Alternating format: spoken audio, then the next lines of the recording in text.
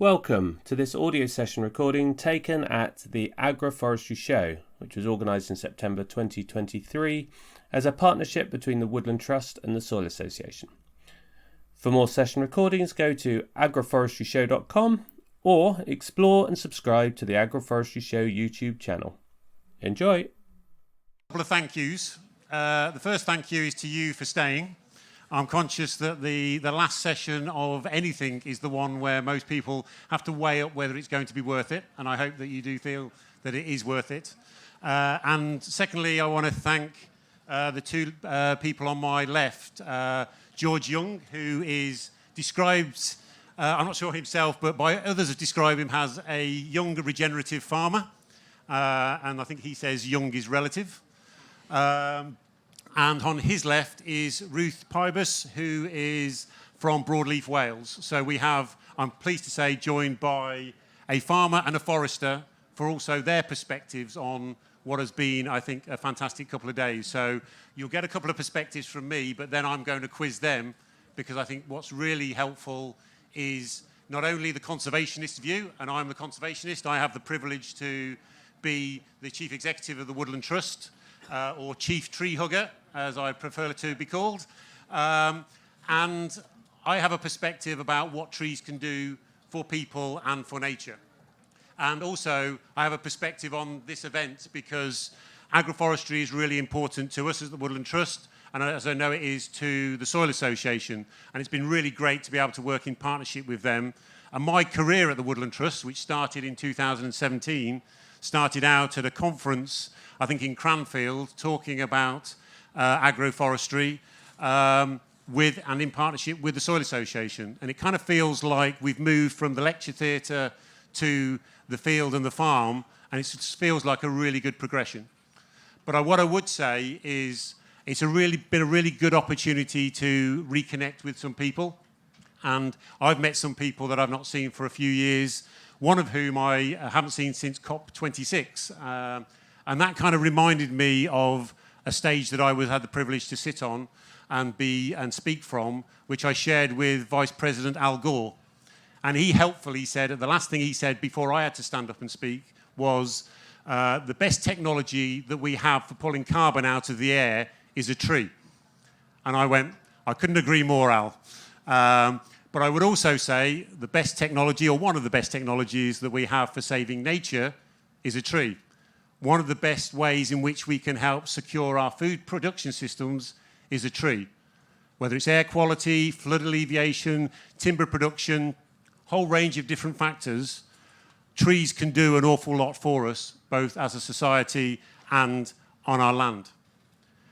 And I suppose one of the other reflections that I had as I had the privilege of walking around and listening to some of the talks, but also to speak to some of the stands, is one of the things that you have to be very clear about when you're doing agroforestry is your objective. What are you trying to achieve? Because of all of that sort of dashboard of things that trees can do for you, going in and knowing what you want to achieve can really help you to get a lot closer to succeeding. And so one of the reasons why I'm really pleased to have a farmer and a forester here is because I can ask them about their experiences around agroforestry. And I'll start with George. So when you did your agroforestry scheme, George, what was your starting objective and how did you get on? So things have moved on quite a lot on my farm since I planted. It was 2.5 years ago that we did the planting. At the time, I was pretty much 100% an arable farmer, and so my scheme was entirely designed around there, and I was looking about how I could bring some diversity of kind of food production to the farm, but also bringing a lot of biodiversity back to the farm and really bringing nature back to the farm. I'm now actually 100% a livestock farmer, so there are some nice alternative benefits you get with livestock in there. But for me, like that really key target of ecology and biodiversity has been the thing that's just slapped me around the face as to how incredible it's been for the farm. It's a field which just sings with life every time you go in there. It doesn't matter if it's the winter or the summer, whatever season, it's just incredible. I mean, for that reason alone, as someone who loves kind of the changes you can make in such a short amount of time, I would encourage anybody to be doing some form of tree planting and splitting up larger fields on their farm. Thanks, George. And Ruth, so you're on a 28 hectares of land, 20 of which is farm woodland. So from an agroforestry point of view, what was your objective and what did you learn? So the objective with the woodland at home, it was a newly planted woodland on what had been sheep grazed pasture, and the objective was always some dream of having broadleaf timber, quality broadleaf timber production in an intimate mix of species that would be managed under this continuous cover forestry. So a sort of forestry where you don't have clear fill is sort of the most basic thing. So so that was always the ambition, but it's maintained a few fields within the sort of ring of forestry, which maintains our little suckler herd. So hopefully that suckler herd helps to both increase the biodiversity on the farm, have some more sort of a mosaic aspect to the landscape, which previously didn't have a lot of woodland in it. And also to create all sorts of opportunities for diversity in the, as well as biodiversity in the sort of products coming off the land, and eventually, potentially, the sort of businesses people could have economically exploiting on the land. Thanks, Ruth. And so, in terms of the last couple of days, because you've both been around for the last couple of days, and what we've benefited from is, I think, a network of people who are all interested or have a link to agroforestry. So what's been great has been, not only has it been practitioners, not only has it been decision makers, not only has it been scientists or the supply chain, it's been all of those things. So I suppose, what have you taken from the conversations that you've had that you'll take back to your farm or your forest? I mean, for me, I am very glad that I finally got to come to Helen's farm. And it was very nice for me to see an agroforestry system that is 4 years older than mine. I panicked for a minute when I thought she'd put it in the same time as me and thought, oh shit, mine's not growing very well. It's fine, I've got 4 years to catch up. It was great seeing that, but actually I'm planning a scheme which is going to be planted in sort of 16 months' time, so winter next year, when I'm out of stewardship on that field. And it's been so good to actually just have discussions and listen to talks about things to really actually start honing that scheme. And that scheme, like I say, I'm more focused on livestock now, so still focusing on bringing fruit and nut onto the farm, but with a little bit more of a shelter belt sort of vibe to what I'm creating. So it's been really nice to begin to actually hone those decisions, because as everyone knows, it takes a long time to plan a good agroforestry scheme. So that's been really useful for me. And what about you, Ruth? Sorry, could you say the question again? I was dreading you were going to say that. So in terms of the number of people who are here, many disciplines, all with an interest in agroforestry, all with a view to share, what have you taken from those conversations that you'll take back to Broadleaf Wales? Yeah, great. So, thank you. I sort of feel like a lot of us who are in managing land, we're quite isolated. We've got our heads down doing what we do, and it's just an absolutely brilliant opportunity to get out of that and meet lots of people who are coming at and having a nice feeling about trees from lots of different points of view. And normally I would, if I did get off my farm, I'd be looking for people who are foresters and just be able to relax into having like big geeky forestry conversations. So it's been like really interesting here, like hearing what people are saying and having conversations that sometimes like make me feel uncomfortable or like make me stop and not realize I can't take for granted where people are coming from and what they know and what they might want. And that's like a really good reminder for me. So yeah, I really appreciate everybody who's like talked to me or whose talks I've been to. That's been really useful. Thanks, Ruth. And I suppose when we're looking at how do we see a scaling up, so George, before we started, you were talking about doing one field at a time and learning from that, and you're scaling up in that way. So if we think about how do we scale up from the farm to the landscape, what do you think a decision maker, a policy maker needs to do to help you and your counterparts in forestry and farming to make the difference? Thank you. I think One thing I feel here is that I'm loving meeting farmers who are feeling positive about thinking about having trees on their farms. And really, this is the same conversation I have with new small woodland owners, so people who are new to owning a woodland but are focused on woodland, is like helping people feel ambitious about what that woodland can do and in terms of production. So really, you plant some native broadleaf trees and you're going to get fantastic biodiversity, you're going to do things that are great for carbon, for air quality, all these sorts of things. And there's that extra little bit you could do in your woodland if there's somebody in your area that's interested, and invest in that resource, that it's more than just all those brilliant things, but also a quality resource. And with that, I mean, we're getting to a stage at home where we've got this woodland that's approaching 30 years old. It's mixed native woodland. It's had 3 lots of fill-ins. It's gone through a fairly hard graft sort of decade and a half of work. Things like thinning and pruning and squirrel control. And we're getting to the stage now where there's magic.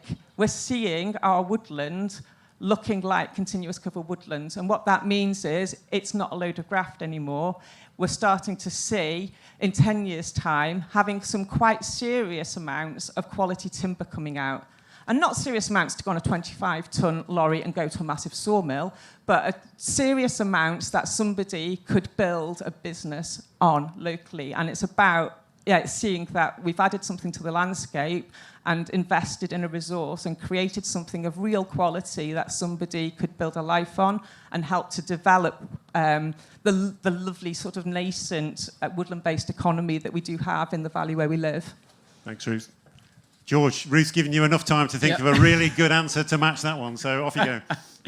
I mean, I obviously think policy-wise a lot about from a farming perspective, and I'm not necessarily a great example now to sort of my neighbouring farmers at home because I'm organic and they all think I'm nuts anyway. But I do think we need kind of lots of examples of what these agroforestry schemes can look like so that people can go and see them. And it's cool that there are more and more people doing it in the UK now. It's not quite as odd to look at, but I think as well as that, just like enabling people to realise that, you know what, if you split your field up with a hedge, that's agroforestry. Like any of these things are agroforestry. And I mean, policy-wise, there are such simple things we could do to implement this. Just instigate kind of maximum field sizes and encourage people to square off their fields. Like 2 really simple policy decisions, even if you allow gaps in your headland for machinery still travel, so you can still work like an agroforestry system. Such simple implementations, and even on a completely conventional farm that's there without any livestock, spraying whatever they like on the fields, that will make a massive, massive improvement to biodiversity and to carbon sequestration.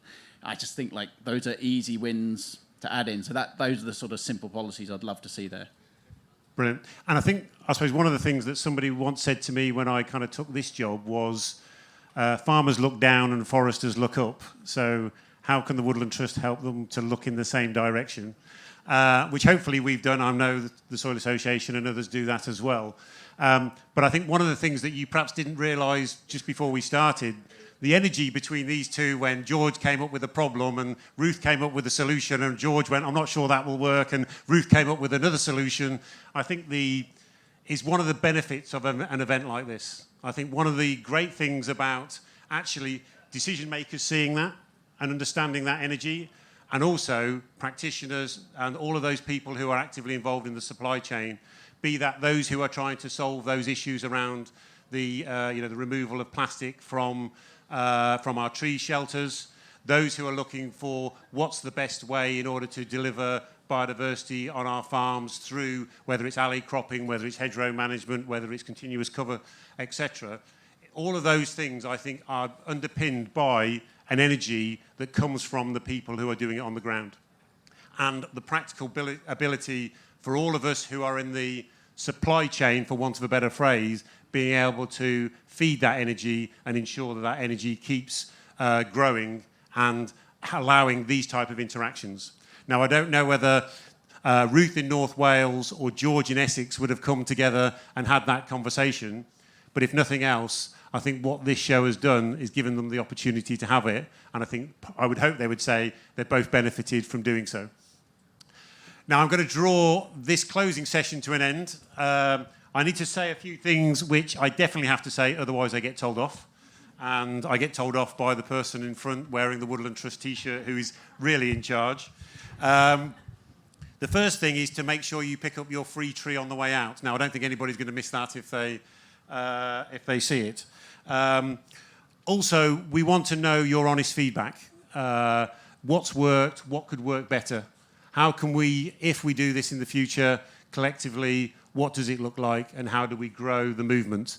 Hopefully, you'll have gone away from this event, and those who were here yesterday will have gone away from the event in whatever walk of life that they find themselves in, inspired and energised by the fact that agroforestry not only has a future, I think it is a future. And we need to make sure that that future is a bright one for it, because I think it's within the hands of the people in this tent.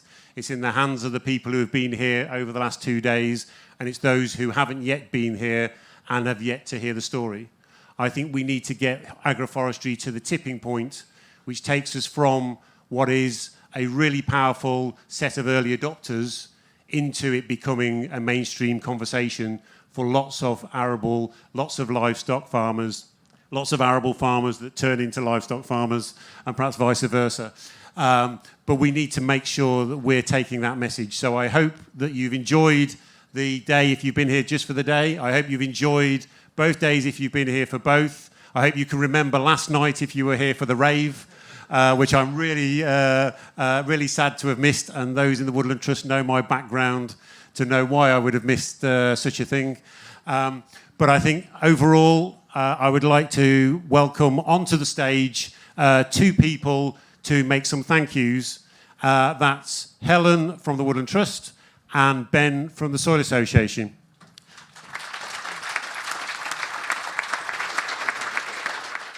And before I hand over the microphone, which she tried to snatch off me, because I told you she was in charge, they're going to do an awful lot of thank yous.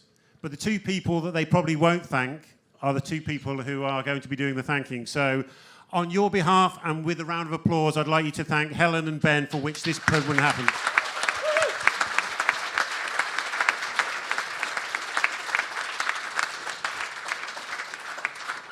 Right, can you hear me? Yeah, well, that's enough of that. Yeah, we've got lots and lots of thank yous. And so as Darren said, Ben and I were part of the team that organised the conference along with the Royal Forestry Society 6 years ago, and kept on saying we want to do something. What's the next step? So we kind of took the decision that we would do it. And wouldn't have been possible without an awful lot of people. And so first of all, we really do want to thank our sponsors and our exhibitors. And we had a small, we needed the reassurance that we could take something of this scale ahead. We knew ticket sales would be slow, not perhaps quite as late as they were, but we know we had to get that commitment from sponsors and exhibitors. So without that, we wouldn't have been able to go ahead. So a big thank you. Obviously, Sainsbury was our lead sponsor and are very much supported with the Forestry Commission, Till Hill and the Farmers Weekly. But there were numerous other sponsors and exhibitors, and that's what's made the show. You know, they're the people here that have brought the services and the discussions and the ideas as well. So that was really, really key. Over to Ben. Thank you, yeah. I'm also going to say, before I start thank yous, if anyone can offer or wants a lift to the station, Sydney Station after the show, meet at the big tree, because if I don't say that now, I'll forget. Right, so first of all, the farm team. So obviously Helen, we all know Helen's amazing, and none of this would be here without Helen, but there is a wider team, and you know, nobody says no to Helen, so they didn't really have a choice, but equally, they have been so supportive. I mean, particularly to Sophie and Di, who allowed us to basically have a show in their front garden. It's really, you know, and they've had to deal with a lot over a number of weeks. So thank you to them, but also the wider farm team, bringing straw bales, topping fields. You know, poor Henry, the farm manager's, oh God, him again. You know, so thank you to them. And I'm going to stop and read because I can't leave people out. Yes. Then, yeah. So also even the farm office team, you know, printing stuff that we've suddenly sent them, and I lost count of the number of parcels they had to take delivery of. Oh, here's another one for Ben. So yeah. So thank you to the entire team, Helen. I hope you'll pass on the thanks. Oh, perfect. Thank you. So they've just been amazing. Next, obviously, Tim and the Royal Oak team. The food just superb, as you would expect. I don't know how. I did not want to be your team over the hot barbecues in this heat, but from dawn till dusk. So thank you. It was amazing. The party, I missed the party as well. I had to go to bed and get some sleep. But I hear it was pretty good. And I did find, I don't know if you see how much in, but I did find a pair of boots with a bottle and the name tag abandoned in the roundels. So that was obviously a good party. Tim Perrott, who did the fencing demo, he was contracted to fence the roundels for us. Happened to be on site this week and said, "Oh, I'll stay and do a demo." So not only that, it's like, "Oh, we need a forklift. I'll do that. You know, I need a chainsaw. Tim, I'll do that." So basically, he's been an absolute star. I know he's gone home now, but he's been an absolute star helping out. So thank you to Tim. And then finally, before I hand back to Helen, it is an incredible team effort. You know, I've sort of jokingly described me and Helen as throwing the ball into the pitch and watching everyone else play the game. You know, unbelievable how many people have pulled this together. And it feels somewhat wrong to name some names, but I do have to name some names. I'd like to thank Katrin for letting me go ahead of it, basically, and supporting me internally. Astrid, I don't know if Astrid is here. Astrid, who's our events maestro, who basically, without whom this thing would have totally collapsed. We've got Dan and the comms team who are just, for months have been working on this and nothing is too much trouble. Amy in the fundraising team, again, who really helped give us that early confidence to make it happen. And John, our agroforestry advisor, who's been out kind of, putting in posts and dawn till dusk and, so thank you to those. And also thank you to the higher power echelons in the two organisations for having faith, basically, and believing in it. And, when we said, we'll get 1,000 tickets, of course we'll get 1,000 tickets. And I knew we would, but it was a bit nerve-wracking at times. So thank you to those. Back over to you. Right, it's a bit of a double act. So obviously I would also like to thank, because this was quite a daunting event with, we've got lots of marquees, we've got security, we've got first aid. And so we found, or I think Ed found, Tom of Fandangos. Is he here? But he has been brilliant. And him and his team, nothing has been too much trouble. They've done it with a really good, positive attitude. And it's felt that if anything went wrong, they would know how to deal with it. And so that's been absolutely essential and is a key component of this. So a big thank you to Tom and all his team. And it's been hard work for them in this heat. Big thank you to them. And of course, we've got lots of Woodland Trust people. And again, I'm going to have to name some and I'm going to miss some. But Christina and Leonie, I know Leonie's headed off because she's not feeling well, but Christina and Leonie have completely driven the comms. And behind them are a massive team who nothing has ever been too much trouble. Can we change the logo again? Can we do this bit of design? And then lots and lots of, can we please, could we try and print these signs internally? Because that will save us quite a lot of money and we do need quite a lot more. So there's lots of people in the Woodland Trusts that don't ever get engaged in this kind of external thing who have actually been essential. So we do need to acknowledge them.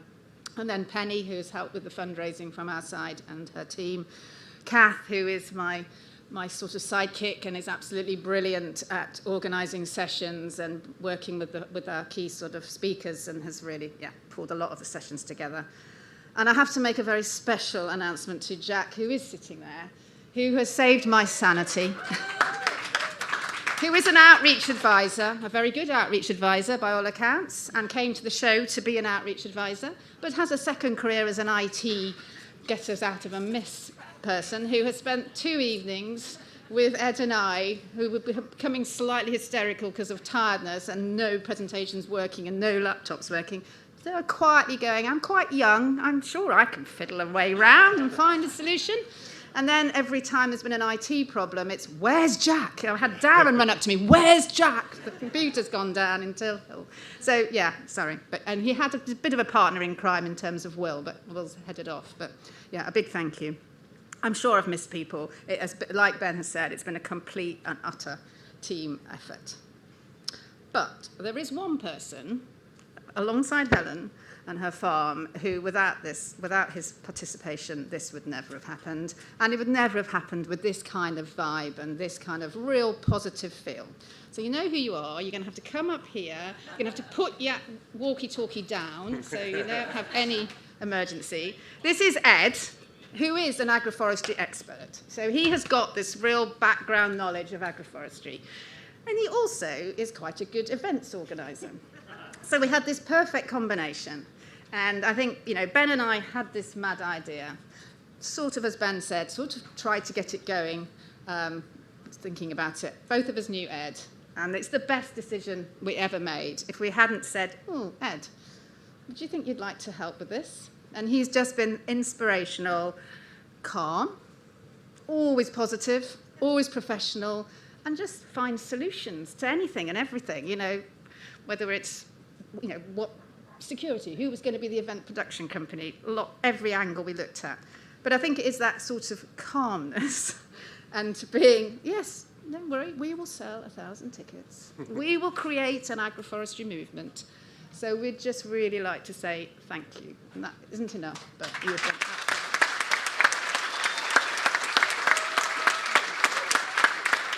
token of Helen's gin. That's Helen's gin.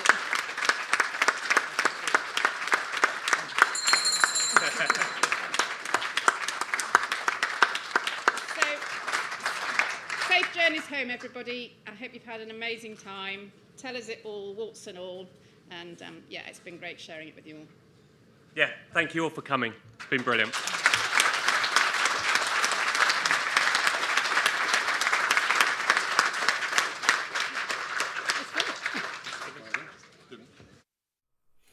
Thank you for listening. We'd like to thank our lead sponsor, Sainsbury's, and our other major sponsors, Farmers Weekly Transition, Forestry Commission, and Till Hill, and all the attendees for making this show such an overwhelming success.